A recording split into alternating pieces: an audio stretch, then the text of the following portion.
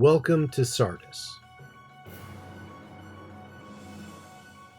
I was in the Spirit on the Lord's day, and I heard behind me a loud voice like a trumpet saying, "Write what you see in a book, and send it to the 7 churches, to Ephesus, and to Smyrna, and to Pergamum, and to Thyatira, and to Sardis, and to Philadelphia, and to Laodicea."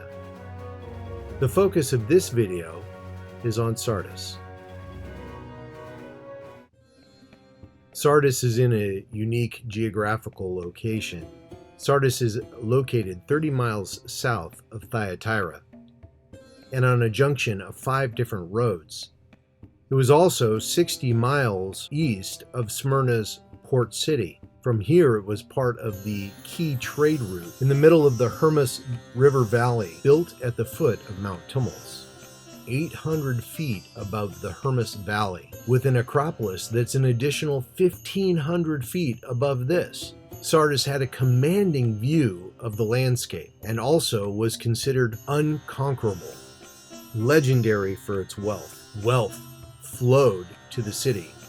The rivers brought valuable gold, silver, and electrum that made the city wealthy. The term golden touch originated here in Sardis. It was the first to mint their own coins. In addition, with the fertile grounds of the river valley below, it was a great place for agriculture and also for herding. Wool was a fine commodity here in this city. The focus of where we're going to visit is here at the gymnasium and the synagogue that was all part of the lower part of the city. Up on the Acropolis, the theater, a hippodrome, and also a citadel. 60,000 to 100,000 people lived in Sardis during the Roman era, and it was incorporated into Rome in 133 AD when Rome took over Pergamum and Thyatira, and generally the entire region of Lydia.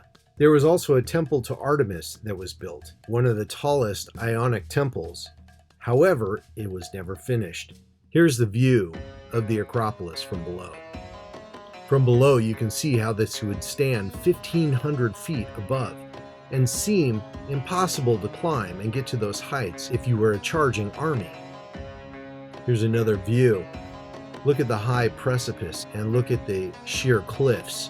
One would think this would be impossible to have an army to come and conquer, yet it was conquered twice. First, in 549 BC, it fell to Cyrus of Persia. Yes, King Cyrus, as we read in the Bible. And in 218 BC, it fell to Antiochus of Greece. How did they get up there? Well, they waited till nightfall, and they climbed up the sheer cliffs, attacking at night. So confident were the Sardinians that they didn't even post guards, and so easily were they conquered. You can see to the right the coinage that was stamped in Sardis, featuring the lion and the bull. Once again, speaking of the wealth of this city, literally gold flowing to them. Known for its woolen garments to the rest of the region, the Emperor Vespasian actually enacted a P tax, that's right, P-E-E tax, on citizens all around Lydia and the surrounding cities. What was this P tax for, you would ask? Urine was used to bleach wool and make it even whiter. Considered when Jesus talks about wearing garments of pure white, there's a reflection that the people of Sardis would have understood. In 17 AD, they suffered a terrible earthquake. Tiberius, the emperor at the time, gave them over 10 million denarii to help them rebuild and remitted their taxes for 5 years. 9 years later, they made a bid to become part of the wardens of the temple of the imperial cult, but were turned down. Sardis began to decline in 600 AD. Well, wealth and comfort breeds also an opportunity to go to the market. On the right, you can see part of the wall of the synagogue, and off to the left and off to the right below, you can see remains of the markets and the residences and the restaurants that were right there next to the synagogue. These were Greek and Jewish, some evidence also of Christian community in this area, many of these from the Byzantine era of 500 to 700 AD. You can see here a paint shop. Can you tell what religion this group was? Yes, they were Christians. Look at the basins and the crosses engraved on them. Here's another section of the paint shop in which you can see they would be making the paint. There was indoor plumbing that would allow for water flow and for washing in this area as well. And a restaurant, a place where people could come and eat and dine next to a residence. People actually living there, whether this was the owner of the paint shop or the restaurant, I don't know. But it's interesting to see that this was a thriving area. This was not the main agora. Remember, an agora was the marketplace in the center of the city proper. This was not necessarily that place, but it shows you that there are still thriving markets and places to dine and places to live all around, even right next to the synagogue. Yes, there was even public restrooms. Let's talk about the synagogue. This is the forecourt of the synagogue. Walking into the synagogue, this would be, as you can see below, an open-aired area. This is part of the Greek style and kind of speaks to the style in which this synagogue held. The Seleucid Empire during the 3rd century BC encouraged people to migrate to Sardis, those who were Jews, and they gained the right to be their own community. Josephus writes about Lucius Antonius, who gave permission for a synagogue to be built in this city. 1st century BC, this synagogue was built. You can see the basin in the middle. That basin was for ritual washing and cleansing before you would go into the synagogue proper. This is where people would gather and come. They would wash themselves ritually, and that water was filled by terracotta pipes and water that would flow in. So this was a constant fresh stream of water, even back then, 1st century BC. Before we go inside, let's just see a model that would show us the architecture of this structure. You can see this model depicts the open area of the synagogue that we're about to go in. Up towards the very front, you see what looks like 2 thrones. This is the Torah Ark, or where the Torah would be kept, to be taken out and read aloud to the people. The table that you see on the other end is where the Torah would be read. Let's first take a look at the Torah Ark and a drawing of what this would have looked like on the outside. As you can see on the left, here's a depiction of what the entire synagogue probably looked like. You can see in the diagram on the right would have been the open courtyard, the forecourt that we just came through. And now we can see how high this structure would have been on the inside. This was the largest synagogue in Asia Minor and would hold up to 1,000 people. Notice the diagram of the tiles on the floor. You can see evidence of those mosaic tiles. All of this covered in marble beautifully. There's the Torah Ark where the Torah would be kept. There would be shelves there, and it would be covered by a veil to be opened and read reverently. This is when I say 1,000 people could fit in here. You could see that. This is a giant structure.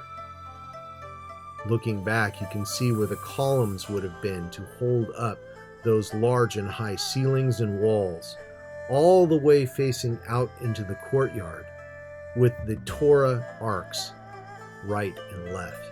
Let's take a moment and let's look at the wall over there on the side made of marble on the right hand side. You see this? Look at how beautiful. All of this synagogue would have been covered with this marble and these geometric shapes made out of marble. Yes, each one of those is made out of marble. Look at these amazing 3D effects by some of these. You can see the wealth and the artistry that was put into the making of all of these, and can imagine the beauty of this synagogue at the time, a symbol of its status, as Sardis was the very leading capital of Lydia, given its important location on the westernmost side of the Royal Road. This made them wealthy in commerce and trade, evident by the different types of marble that you can see here. The coinage from this very city helped to pave a road that was 1,600 miles long, reaching all the way to what is modern-day Iran. You can see the Byzantine eagle as part of the table in which the Torah would be read.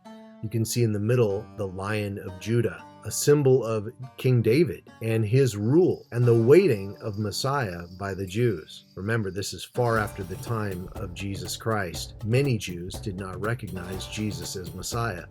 That was the big clash between Christians and Jews. You can see on the far right the place in which the elders would sit. Look at some of these symbols. What's the one on the left? If you said menorah, you're right. What about the symbol in the middle? Guessing some would look at that and think zodiac or something like that, but that's actually a Christian symbol. Our tour guide helped us out by showing us her guidebook to this. If you've heard of the term ichthus, this is an ichthus wheel. It's not a fish like we often think of the term ichthus. Ichthus being each one a letter: iota, chi, theta, upsilon, and sigma. All the first letters in this term: Jesus Christ, God's Son, Savior. This marble was on the ground as you walked into the synagogue. And it's believed that this was just repurposed marble. It wasn't necessarily a sign that Christians also came to the synagogue, but just often, especially in antiquity, marble would be used over and over again, and it didn't really matter what was etched on it or written. Looking off to the left, that is the synagogue, right next to a gymnasium. You can see almost the pillars that stood in between the two, separating them. Gymnasium is the word for naked place, which in most circumstances would cause a lot of issue for those who are Jews. Being naked being a symbol of that early sin of Adam and Eve and of shame of sin.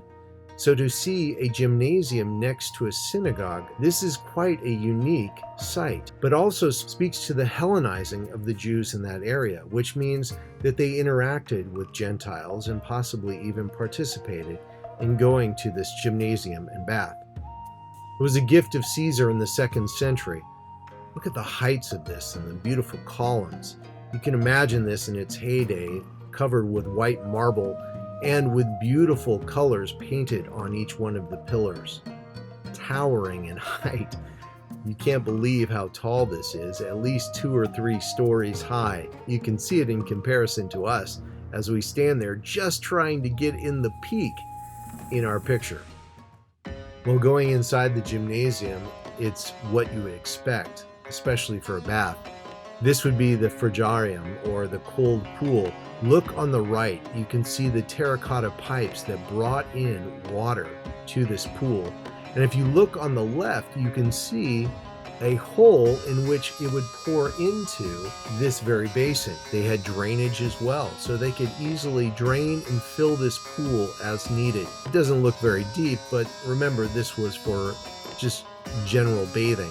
It didn't need to be very deep. You weren't going for an Olympic swim. With all of the natural wealth and resources that God had blessed Sardis with, and then to know the heights in which it was protected, people found their own confidence in this wealth and protection, which led to their downfall twice. Hence the poignancy of Jesus' words to the church in Sardis. And to the angel of the church of Sardis write, the words of him who has the 7 spirits of God and the 7 stars. I know your works. You have a reputation of being alive, but you are dead. Wake up and strengthen what remains and is about to die. For I have not found your works complete in the sight of my God. Remember then what you received and heard. Keep it and repent. If you will not wake up, I will come like a thief, and you will not know at what hour I will come against you. Yet you have still a few names in Sardis, people who have not soiled their garments and will walk with me in white, for they are worthy. The one who conquers will be clothed thus in white garments. I will never blot his name out of the book of life. I will confess his name before my Father and before the angels. He who has an ear to hear, let him hear what the Spirit says to the churches. May the Lord bless you as you learn more about Sardis.